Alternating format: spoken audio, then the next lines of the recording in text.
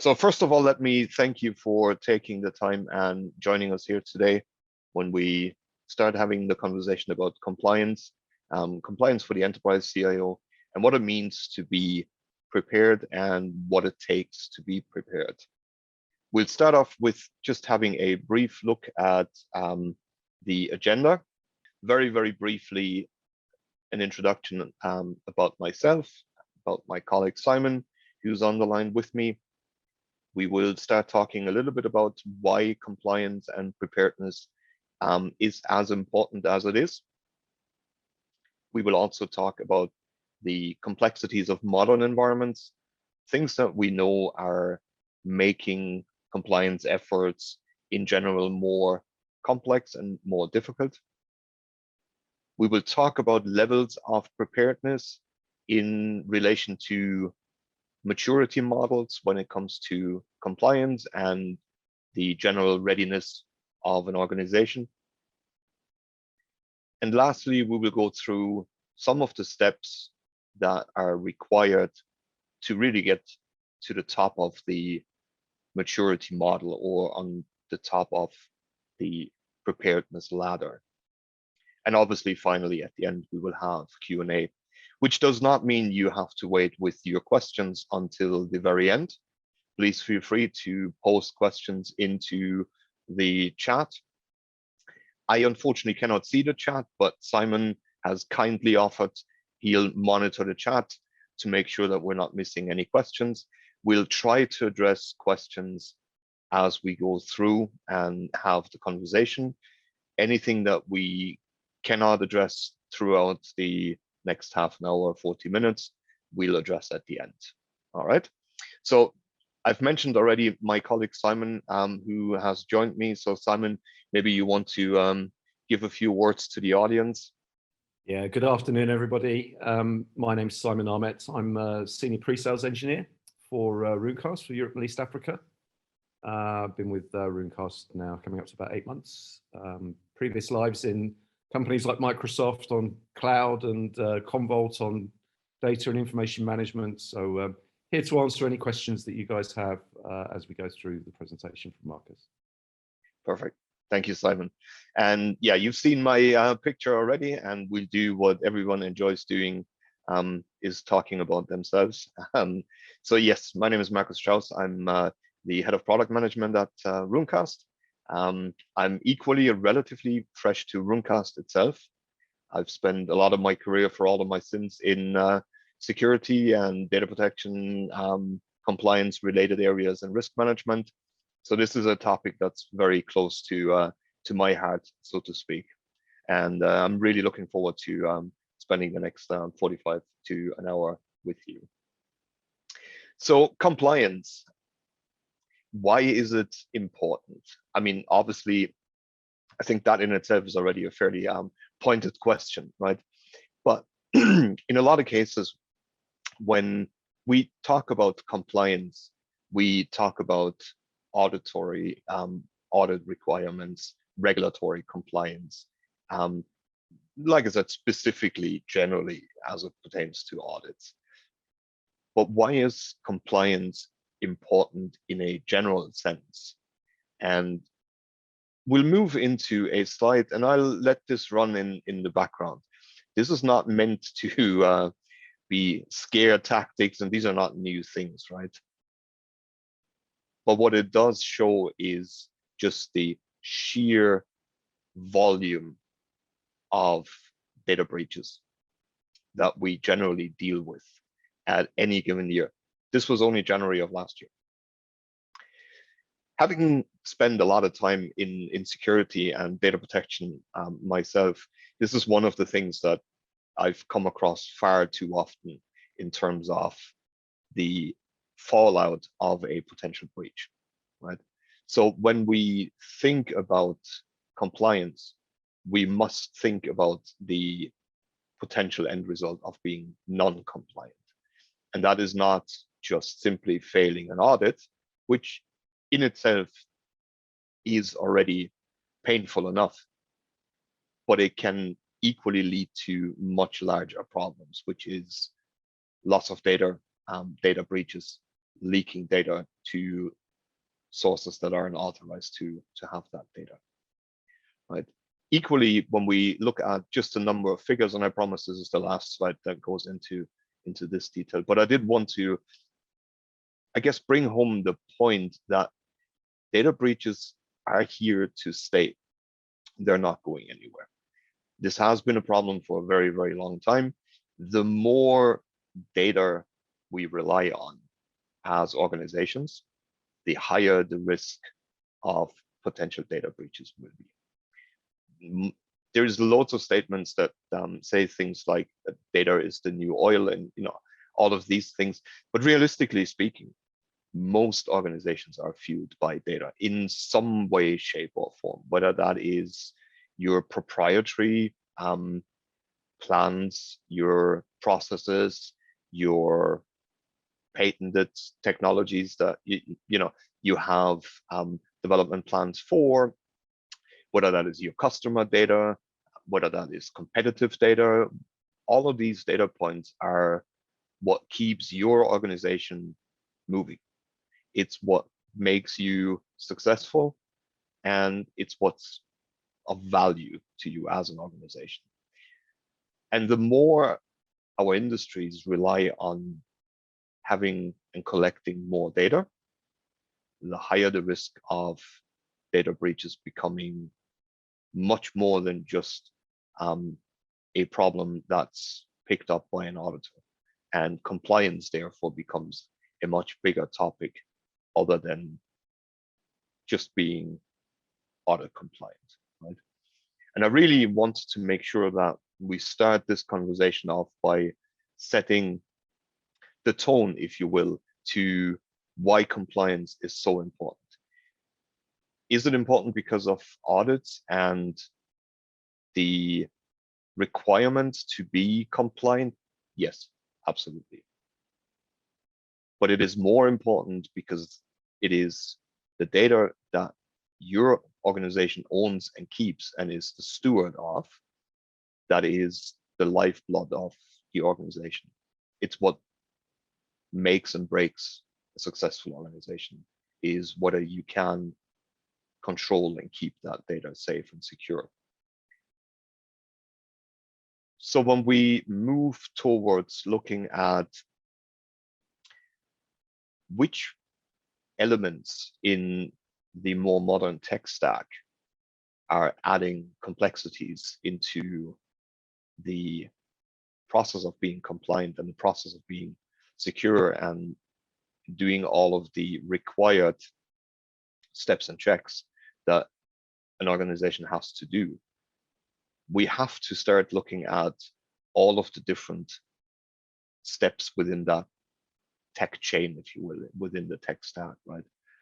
One being obviously the location aspect, right? Being the actual tech stack aspect, being AWS, Azure, Kubernetes, VMware, you name it, right? And this is a moving goalpost, if you will, because as technology evolves and as we need to find new ways of dealing with whether that's remote work, right? COVID was a very good example of that, or whether that is dealing with larger sets of data. Very often our teams find ways to do that via new technologies. Those new technologies equally add complexity to the process of whatever compliance policies or compliance setup we may have inside the organization.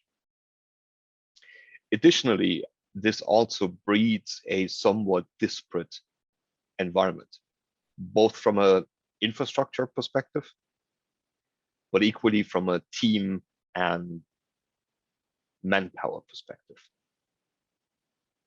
Because very often in many organizations that at least I've spoken to and many of my colleagues have spoken to, not every team manages everything. Very often you've got one team that looks after your Kubernetes clusters.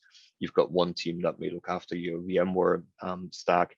You might have another team that looks after generally your AWS or your Azure deployment. and so on and so forth, right?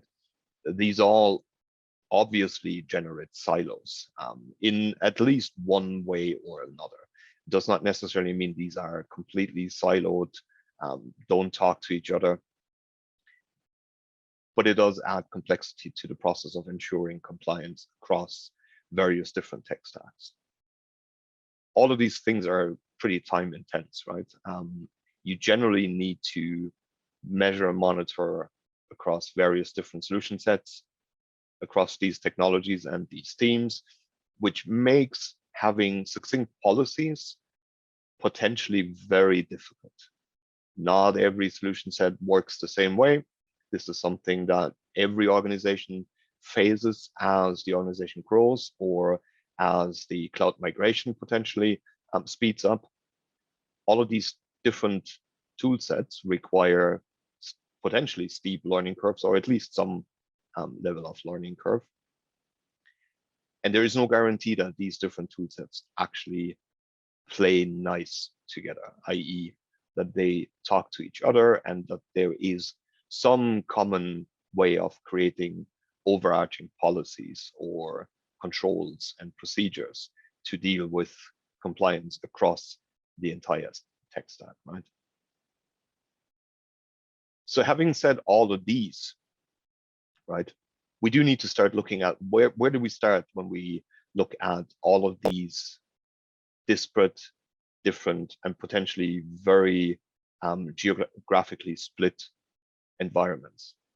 Well, first of all, visibility. And we will get to that later on in the presentation as well. But first of all, you cannot manage and protect and secure and keep compliant what you can't see, right? That is not, I'm not stating something new here. That's pretty common, right? If you cannot see the asset, there is no way for you to be able to be compliant, at least not for these things. So you must know, regardless of whether it's private or public cloud, whether it's based on what technology is used, whether it's based on what geographical location that asset is in, or even what type of asset it is, right? You must know at any given time what is in existence within your environment. That is the basis of any form of real compliance setup and policy and procedure creation, establishing rules and establishing leadership in that space. It all has to start with having a full understanding of what lives within your environment.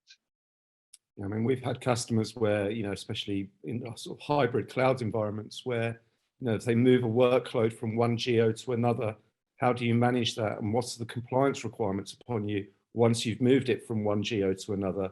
So being able to keep on top of that is paramount, really, because you could be in a breach if you move compute resources from one geo to another and you're not adhering to that country's rules, for example. Absolutely, yeah. I mean, it's very easy, especially because, I mean, let's be honest, a lot of cloud platform provider obviously make it very easy for workloads to be deployed anywhere, really, right? But there's an onus on the organization who owns the workload and the data to ensure that if you're moving something from, let's say, Germany to a compute center somewhere in the US, there might be different regulatory compliance requirements that are attached to you. And that onus is on the organization, right?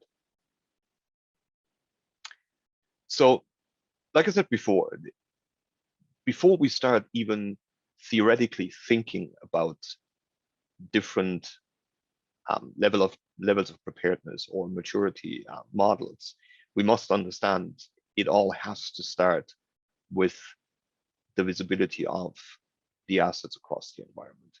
Without this, you will inevitably always have dark spots, and you will always be at risk of being non-compliant, or worse, having someone actually abuse either privileges or vulnerabilities and get access to data that you potentially didn't even know existed in the first place. So let's start having a look at one of the various different models that exist for looking at the compliance maturity level.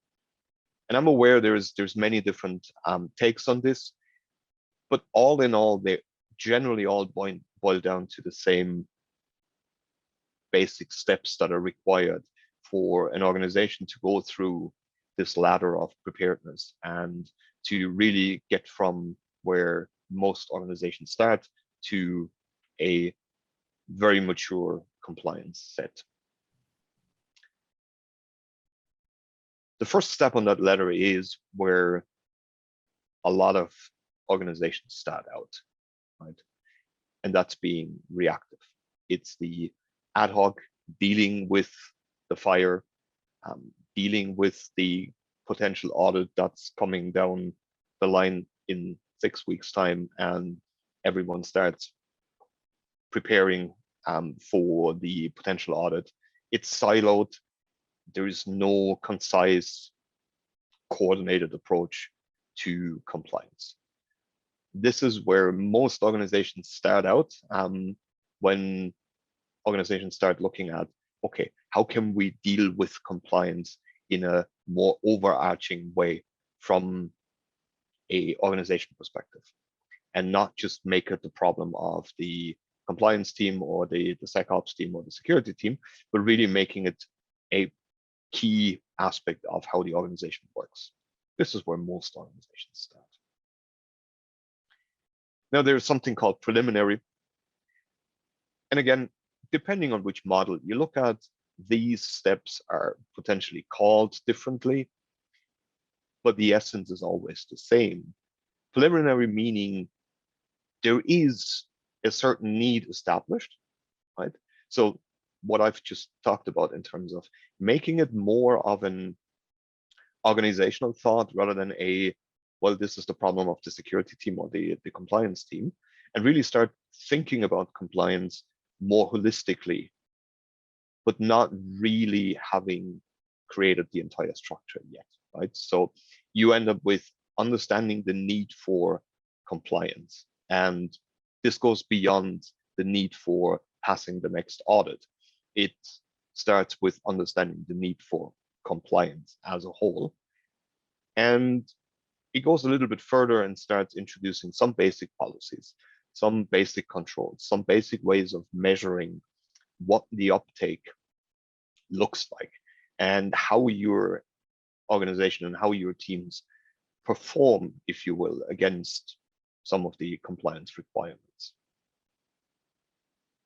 The third step, and we're now starting to get into more the middle of the road, if you will, and what a lot of companies are generally would class themselves as. And that's in the defined bracket. That's where you have established leadership over what's your compliance structure. And that doesn't necessarily mean you've appointed a CISO or a compliance officer. No, it means really from a leadership level, there is an understanding of having a structured approach to who owns compliance, who owns the process creation, and who owns the remediation and all of the aspects that come with the process of creating compliance policies and constructs and strategies inside an organization. But it also has already certain aspect of somewhat more mature ways of looking at compliance. It generally has some aspects of automation, maybe not entirely automated, or maybe not remediation being part of the automation, but some of the discoveries might be, there is a general understanding that policies must be overarching, they must be corporate, if you will, if I can use that word. They must be global in terms of how the organization deals with compliance and who and what needs to fall under compliance. Then we're starting to get into integrated in terms of it's well integrated into the organization, right? So compliance no longer, at this point, compliance no longer is a topic, it's part of the DNA of your organization, right? At this point, compliance is no longer something that's a necessary evil, but it has become everyday part of who you as an organization are, right? It means being very proactive about your approach to compliance, be very conscious of the effect of being seen as being a forerunner in your industry when it comes to compliance and security, how that can impact on your customer base, how that can impact on the market, how the market perceives you as an organization. It really means you've elevated the way you look at compliance to the point of it becoming part of who you are as an organization.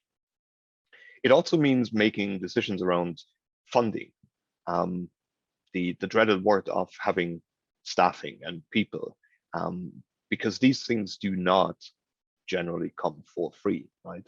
As an organization, we do need to take into account that if we want to be successful, if we want to get to this point, we do have to fund these teams accordingly. And we have to make sure that we have cross-functional leadership. We've got organization-wide policies and procedures. And then we've got really effective controls put in place, not necessarily just to measure success against the next audit. And believe me, I've been through some. I used to work in a banking sector many, many years ago. And there's nothing worse than when the auditor arrives with a crew of 5, 6, 7, 8 people, takes up one of your conference rooms for 6 weeks, and a third of your staff's time is taken by bringing documents. Okay, I'm dating myself a little bit here, but you get the idea, right? It's a terrible experience, and it's certainly not pleasant for auditors either, right? But the problem is having measurable compliance goals and having controls in place means you don't necessarily have to spend as much time on audit preparedness. You spend more time on general compliance and much less time on audit preparedness, which generally means you're much better off when the audit time comes around. And then lastly, we're getting to the holy grail, if you will, in terms of the maturity model, and it's optimization. And it's a little bit kind of Six Sigma related in terms of measuring, right? But there's truth to that, because compliance is not a from A to B movement. It's not, you'll never be finished. Compliance is always something that has to be circular in terms of your approach to it, because data changes, regulation changes, your own internal requirements change, your customers change, all of these things, the technology changes, right? So this needs to be a everlasting circular approach in terms of we create rules, policies, procedures, and measures for what we currently know and understand. And as things change, we need to go ahead and update and restart this entire process in order to really come to a point of continuous compliance, right? Compliance very often is misunderstood in the sense of, I need to be compliant because, let's say I fall under PCI DSS compliance and I need to be prepared for the audit. Whereas in reality, you need to be compliant at all times, every day of the year. And that's continuous compliance, right? You have to get to the point of having this approach of being continuously compliant every day and have a really high degree of measurability in your approach and the ability to understand how to remediate these issues.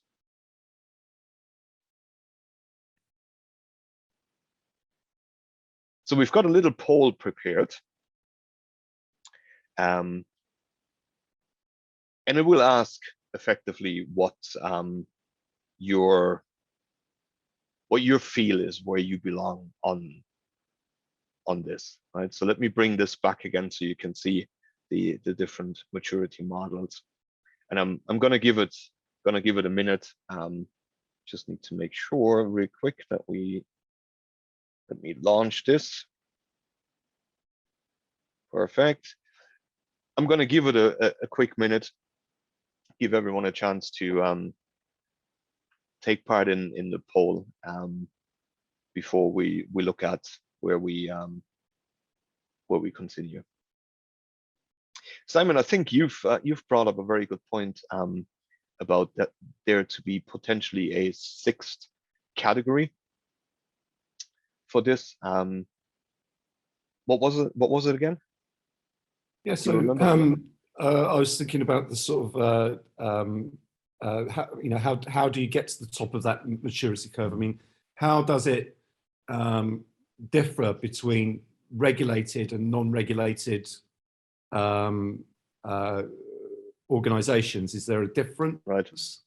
Yeah, that's a very good point, because like if we assume, and obviously in a lot of these things when we talk very generic, there's a lot of assumptions, right? This maturity model and starting out with somewhere in the reactive or preliminary space, that assumes you're not a heavily regulated organization. Now, heavily regulated organizations need to fall at their starting point somewhere in the defined space, because your requirements are much more stringent than what you would have in non-regulated industries, right? So if you're in the banking space, or if you're in the healthcare space, insurance, for example, your set of government required regulatory compliance requirements is much longer than if you're a software company that sells software online, right?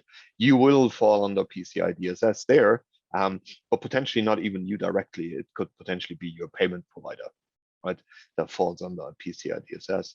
But you're not going to have potentially HIPAA or all sorts of other regulations that you fall under. So yes, the starting point will likely be very different for an organization that's heavily regulated, because you cannot afford being reactive or preliminary, because the consequences are very expensive, right? Who are the regulatory bodies here? Do they vary from geo to country to industry? It depends, right? I mean, you've got things, for example, like the European Transport Security Standard, which is very much for transport organizations in Europe, as the name says. But then there's also overarching regulatory compliance requirements for example, for the payment card industry, right? I've used PCI DSS before, so that's payment card industry, right? And that's the data security aspect for that, and that applies globally. If you are a vendor who processes payment details, you will fall under PCI DSS. There's localized things like, given we are in Europe, GDPR is obviously a big topic. That's definitely. We've got CISO.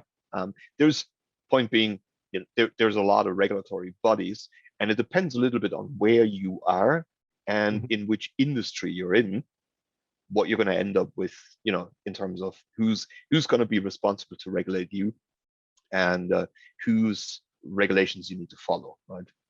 So if I'm, as most people would fall into the defined category, and I want to move to the optimized stage, what sort of steps would I need to do as an organization to go from defined to optimized?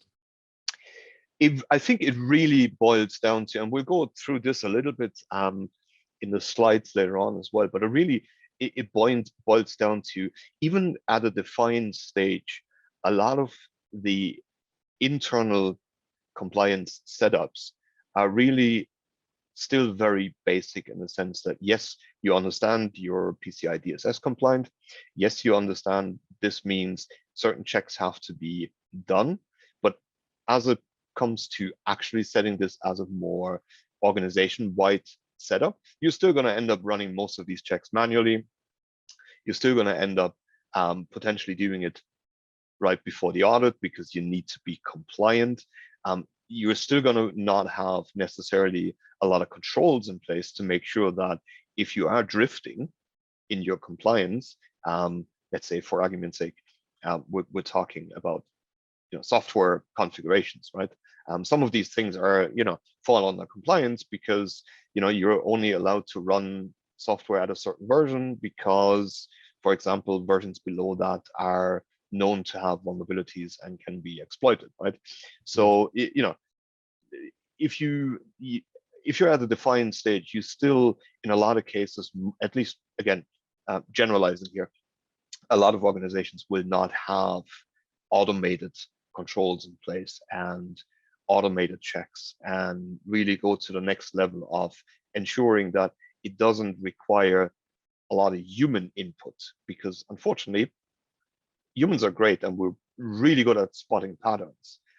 We're really bad at doing repetitive things. And compliance checks are very repetitive. They're usually the same systems, or at least by and large the same systems, the same checks, the same things to look for. And if it looked good the last 6 times I checked, it's human nature to eventually start not looking as closely anymore. So really, so in effect, if we're in the defined stage, there is a huge sort of cost, repetitive labor element involved with that, and a risk because you're more likely to miss things and not be compliant. Yes, because you just don't have the effectiveness in terms of having controls in place, right? Because like trust is good, control is better, right? And trusting that the policies that you've created 6 months ago or a year ago are up to date and that your assets still comply with those policies. That's a very dangerous piece of trust to put into that, because you need to be able to control that. You need to be able to make sure you can check against that so that there are no differences, right? I hope everyone, by the way, can see the results. And unsurprisingly, I think we are very much in the preliminary and defined space in terms of you as the audience, right? And I'm not surprised. I think, and this is by no means a qualitative statement, right? But I think it represents the average across most industries, right?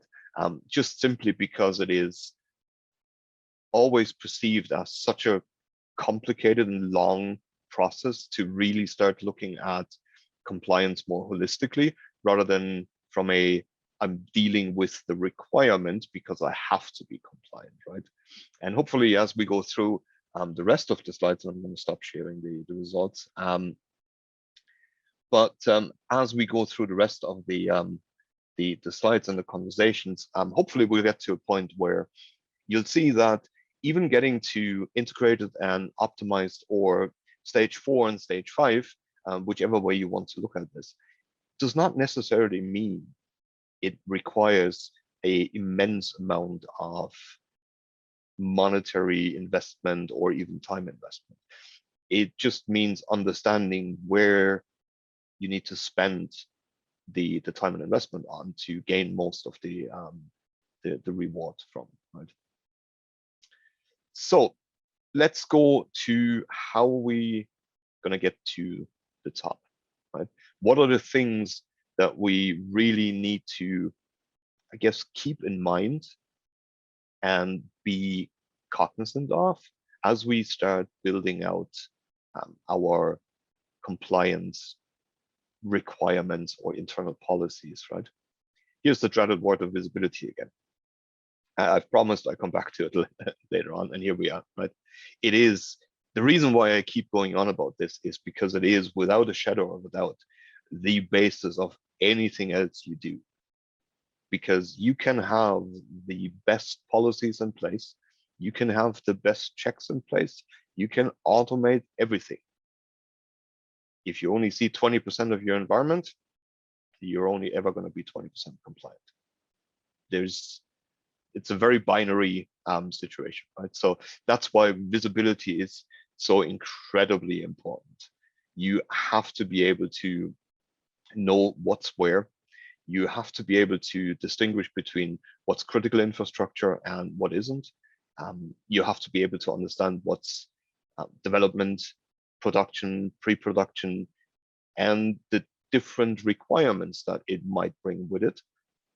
Non-outside facing development environments will likely have slightly different compliance requirements, even from the outside. And you might have internal policies that you hopefully have started creating, or if not, you hopefully will start creating, that define your own stance on compliance. Again, compliance is not just what comes from the outside down from a regulatory body.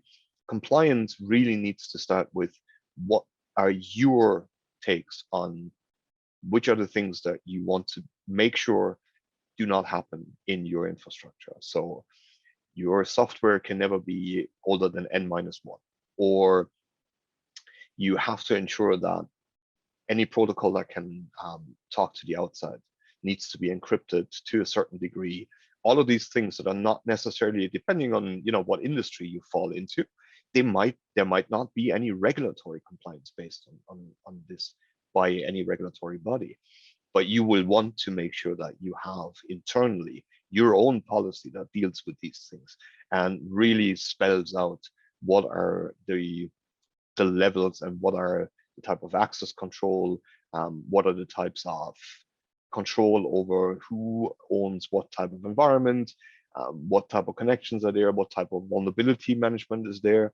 And I'm kind of giving a hint a little bit on where we go next. But it really goes back to the visibility, the ability to know where all of your assets are, and the ability to see all of your assets is the basis of any successful compliance setup, right? Because you'll have to base your policies and your internal processes and controls on something, and that something is assets, and you have to be able to know where these assets are. The second aspect is the actual vulnerability assessment. When we talk compliance, in a lot of cases, a lot of people don't necessarily link compliance with the what's called security part, right? The vulnerability assessment. But it's incredibly important to understand how vulnerabilities can, and I'm pretty sure everyone in the audience does, understand how vulnerabilities can not only increase your potential risk exposure, but it's also a vital part of most, at least from a regulatory compliance perspective, most compliance setups, simply because it allows potentially for some threat actor to gain access to data that he or she was not meant to have access to, and the ability to exfiltrate that data out of the organization. And with that, it becomes a compliance problem, right? It becomes a data protection problem, and a data protection problem is a compliance problem. But these are more or less interchangeable when it comes to the potential outcome. So vulnerability assessment has to be one of the key cornerstones of your compliance approach. It needs to be continuous. It needs to be across all of your assets. That means across all of the different technologies. There needs to be an ownership of remediation. And realistically, that ownership needs to be different from the ownership of the assessment. And by that, I mean the chain of command, if you will, internally between who's responsible for ensuring the remediation of a vulnerability should theoretically be different to the responsibility of discovering the vulnerability. And that's just to ensure that if one step does not work entirely, it does not become a problem into the next step of the remediation. It's also another step into ensuring that internal threat actors, and that's something nobody really likes talking about, but we all understand they exist, internal threat actors who have already much more access to a lot of things anyway, by their very nature of being internal to the organization. But it ensures that you're not running into the risk of the person who's responsible for remediating is also the person responsible for discovering, because then it becomes a very easy way of hiding things under the carpet, so to speak. But there also needs to be acceptable timelines, SLAs internally, right? By when do we as an organization expect these things to be fixed? And all of this needs to be in a form of continuous reporting, right? There needs to be a way of making the organization, the leadership team, aware of our efforts in terms of vulnerability assessment, in terms of remediation, and where we track and how we track, right? Now, compliance, who would have thought, right? We have a compliance assessment here as well.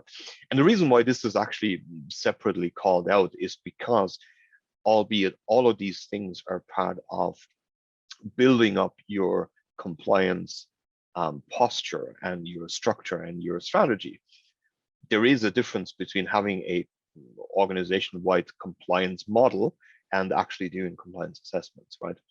All of the other things, visibility, vulnerability assessment, all of this falls into your overall posture and your overall compliance model. But then there is the actual act of doing compliance assessments. And that is either against internal policies, and I've touched on these a minute ago, where you as an organization will create your own policies and your own requirements, what you deem to be acceptable in terms of exposure. And you can, and by all means should, keep these up to date and check against, scan against, measure against, control and track. But then there's also the regulatory compliance aspect, right? Where if you need to follow NIST, CISA, ISO 27001, or any of the other, then you need to obviously create steps and processes that allow you to ensure that all of these checks are applied, the policy is applied, all of the results are measurable, trackable, remediation flows are set up, ownership is created, and all of this, again, same principle, continuous reporting. So albeit compliance assessments are different from your overall compliance efforts, it's quite obviously still a very, very big topic in itself. It's also, it becomes a question of, it's no longer adequate, right, to be at a point where certain things are just nice to have. It has to be compliance assessments. When you get to the point of needing to be regulatory compliant, then all of these are no longer nice to haves. These need to be established and executed automatically, right, with automated checks, and continuously reported on, in order to ensure that from the time of a drift in your compliance to the time of the remediation, that window is as small as possible. Not only to allow for quick resolution, but also to limit the risk exposure to as minimal as possible. And then lastly, on our donut, we've got automation, right? We talked about this, we touched on it earlier on, but if I were to look through all of these and look at visibility, I look at vulnerability assessment, I look at compliance assessment, and if I were an organization, I look at all of the things that I just talked about, I would start looking at my spreadsheet and see if this is something that I can afford and I can staff, right? Because these are a lot of different steps that potentially have a high level of criticality assigned to them, especially if they go wrong, right? And this is where most organizations tend to be caught in that process, right? This is where it becomes a very large topic that looks much more complex than it ought to be, because quite realistically, most of these topics that I've touched and we talked about across visibility, vulnerability assessment, compliance assessment, most of these can be, and by all means should be, automated processes, so that you can build your environment and you can grow your environment based on your business need, and your compliance policies just need to grow in terms of what new data you will need to look at, what new requirements you might need to follow, things of that nature. But your general effort shouldn't be spent on more manpower, more people, more manual, right? More manual is always very expensive, very labor intense in terms of manpower and trained staff. And aside from what feels like, I think for the last 10 years, we've talked about having certain shortages within the SecOps, security and compliance space. But aside from that, it also adds more potential room for error, right? All of these things need to be automated. There needs to be an automated asset discovery. There needs to be automated reporting. You need to understand how your efficacy looks like, right? So how successful are you? What's your adoption? How many potential drifts do you have? Where are your biggest problems? Do you have certain dev teams that just keep spinning up the wrong images, and therefore every time that happens, you get 10 more VMs or 10 more machines or Kubernetes pods that are non-compliant, and that needs to be addressed. All of these things need to be automated, right? You need to have all of these things in such a way that you really can focus on the remediation and the assurance and the control, and making sure that you can use this to your advantage, and make sure that you spend the least amount of resources on the actual discovery and check, but you spend most of your resources in the remediation and the planning of future projects, right? Because that's where you need the trained security and compliance people in planning your next project, not in the checking and the ensuring that something is run and something has been checked. You'll need that team to help you grow and move to the next project, right? And all of this together really creates continuous compliance, right? And this is like the holy grail of where you'd want to be, is you really want to get to a point of continuous compliance, not audit ready compliance. And I think I've touched on this earlier on, right? Audit ready compliance, you're still effectively ad hoc, because you want to be compliant in 6 weeks time because the auditor is going to come in. Whereas realistically, where you want to be is you're just as compliant on Tuesday, the 25th of January.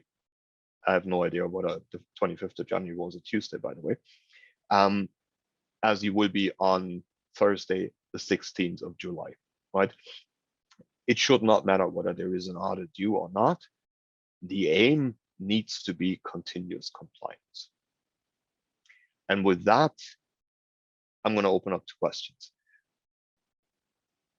So let's see if we have any questions. I think, Simon, you're doing the honors of looking through chat.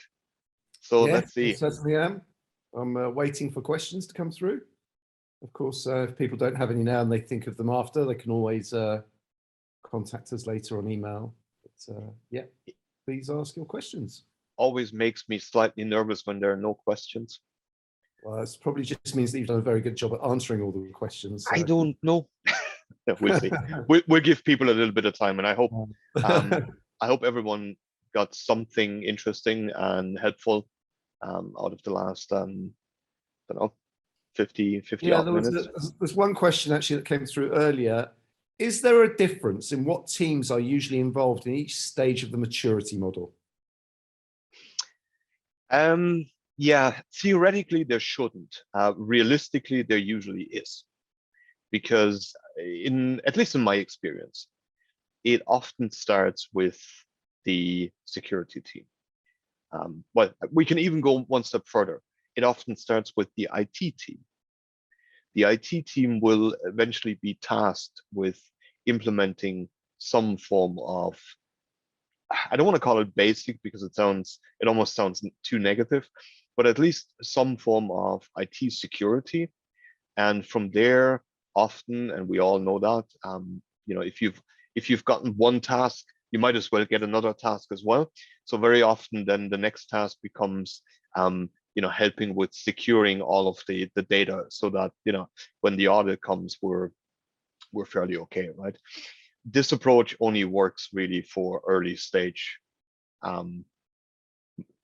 compliance models, because as you start kind of evolving as an organization and you really start putting controls and policies and things like that in place, you will start having the need for specialized compliance teams, security teams. And again, depending on your industry, you might already need to have a compliance officer on staff anyway, because if you're in the banking industry, you have to have compliance officers, right? So yeah, it depends a little bit on the industry, right?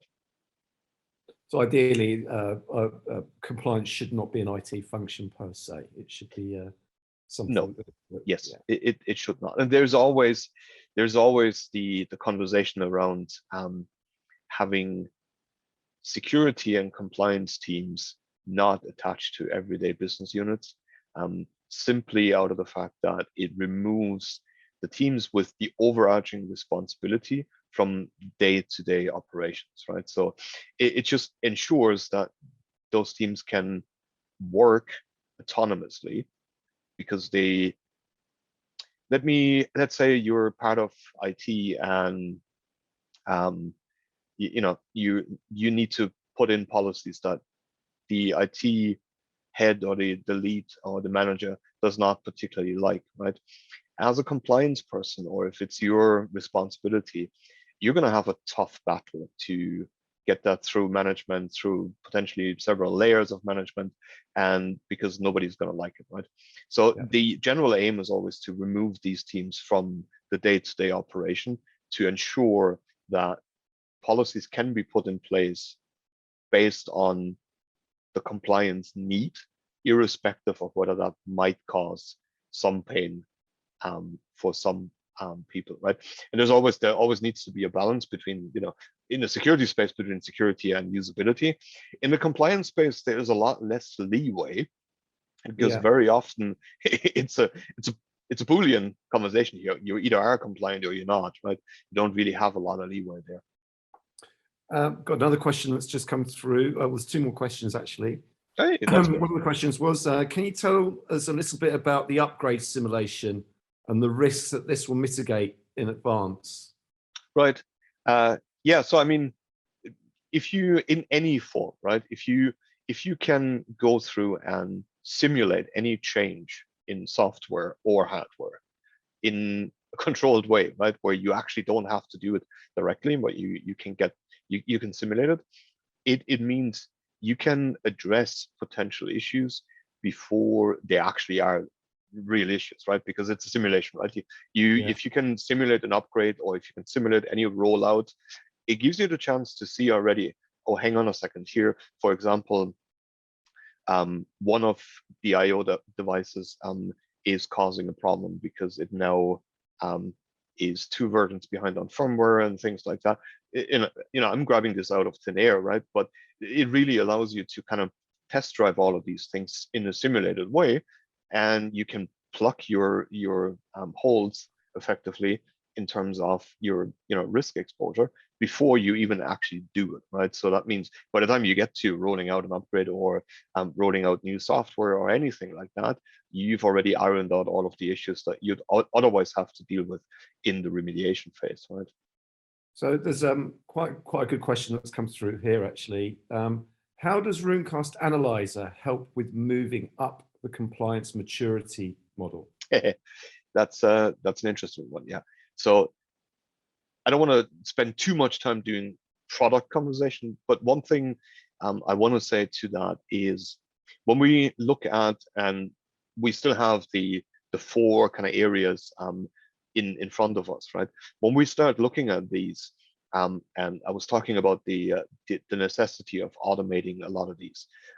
Runecast allows you, or allows customers to really automate pretty much the entire chain of this, right? So from the visibility to automated vulnerability checks, to automated compliance checks, to the automated reporting, and essentially taking a lot of that away from your day-to-day having to do it manually.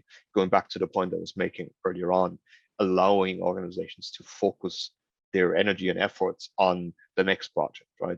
And not as much on the let's say mundane or day-to-day tasks of having to do these manually, right? I'm starting to get conscious of time here. We've got 2 minutes left. So if we've got one more question. Yeah, there's one more question. To what extent should companies state publicly an advanced maturity level as additional value for their customers? So in effect, should customers publicly state at what level they are in that maturity level? Does it add value if they can say that they're at the optimized level? Yeah, it's an interesting one, right? Because on one side, you'd say yes, absolutely, because you are building trust with your customers and prospective customers. On the other hand, you're also potentially giving adversaries a playbook on getting to the same level or getting to where you are, or to see where you are maturity wise. What I will say is, depending on what type of industry you're in, right? If you are dealing with a lot of highly sensitive customers, right? So let's say you're providing a certain service for the banking world or for the governmental work and things like that, then absolutely. You don't necessarily have to make it public, but do make sure you talk about it internally with customers, with prospects, and you show where you are in terms of your maturity when it comes to compliance, right? When it comes to public facing, maybe be a little bit more guarded around it, right? Because you don't necessarily want to expose too much of where you are. But I would definitely recommend to have a strong emphasis on all of the things you do as an organization to ensure that compliance is not just an afterthought of, I need to be compliant for the audit, but you want to tell your customers that compliance to you is an ongoing, continuous approach, and you're taking great pride in making sure that you are continuously compliant, because your customers will appreciate that. Rather than just a point in time compliance. Exactly. Perfect. All right, we are at the hour. I hope everyone had some enjoyment and got something out of this. Really, really thank you again very, very much for taking the time to sit with me or with us better, for an hour. And if you have any questions, do please feel free to reach out to us. We're always happy to have a conversation. Thank you very, very much.